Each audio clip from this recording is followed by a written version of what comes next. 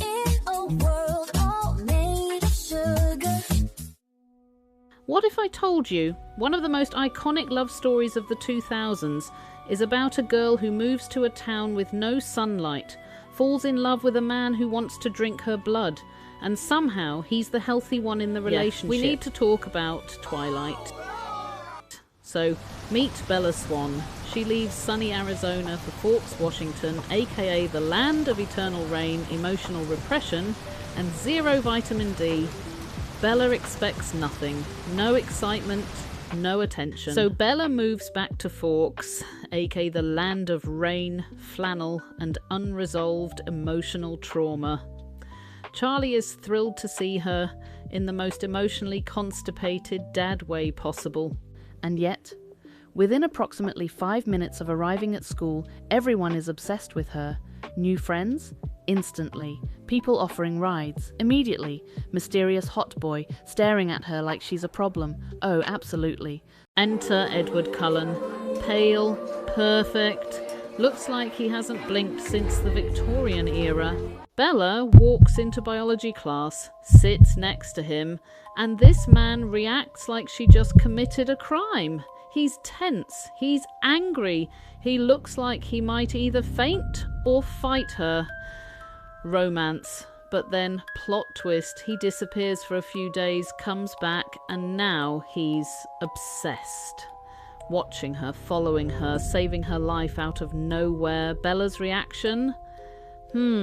Interesting, I will investigate. And then, Bella runs into Jacob Black again. And suddenly Forks got even more interesting. Jacob is tall now, has the hair of an early 2000s rock band member, and somehow radiates golden retriever energy. And Billy is just sitting there like he already knows this girl is about to bring supernatural chaos into everyone's lives. At this point, Bella thinks she's reconnecting with old family friends. She does not know she's accidentally assembling a love triangle that will emotionally damage millions of teenagers.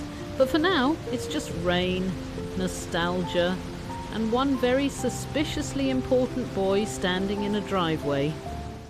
After some light internet research and a casual "are you a vampire" moment, Edward just admits it. And Bella? Does she panic? Run? Scream? No.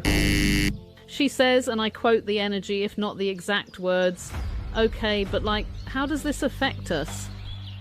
This is when you realise Edward might be the vampire, but Bella is the one making dangerous decisions. After things escalate fast. Edward spends most of his time saying, "I'm dangerous, I could kill you, this is a bad idea." And Bella responds with, "I hear you, and I'm going to ignore that completely." He sneaks into her room to watch her sleep, which is concerning. She's like, "Wow, that's romantic. Really?" Meanwhile, we meet the Cullen family. Rosalie, judging you silently. Emmett, just happy to be here. Alice, psychic queen with perfect vibes. Jasper, one bad day away from chaos. Carlisle and Esme, trying their best to parent this situation. It's weird, it's intense, and somehow it works. Just when things are getting comfortable, boom, enter other vampires. And these ones, yeah, they eat people. One of them, James, decides Bella is his next big challenge. Not crush, not interest, challenge like a toxic hobby. Suddenly, we go from awkward teenage romance to full-on supernatural chase scene. The Cullens are like, we must protect her. Bella is like, I will now make the worst possible decision.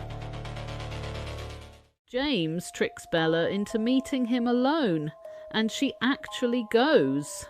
Because of course she does. What follows is not sparkly romance, it's dangerous, it's violent, it's very real. Bella gets seriously hurt. The whole vampire situation stops being cute.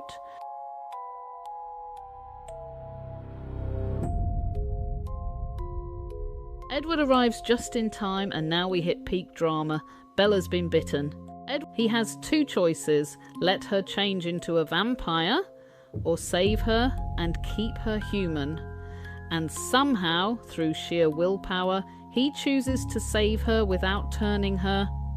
Growth. And then we end at the prom, because naturally after a near-death vampire attack you go dancing. Bella is in a dress, Edward is sparkling emotionally, and they're having the conversation. Bella: turn me into a vampire. Edward: absolutely not. Bella wants forever. Edward wants her to have a life, and neither of them is backing down. And that's Twilight, a story about love, but also about risk, obsession, and making truly wild choices for romance. It's dramatic, it's chaotic, it's a little unhinged, and somehow it became a cultural phenomenon.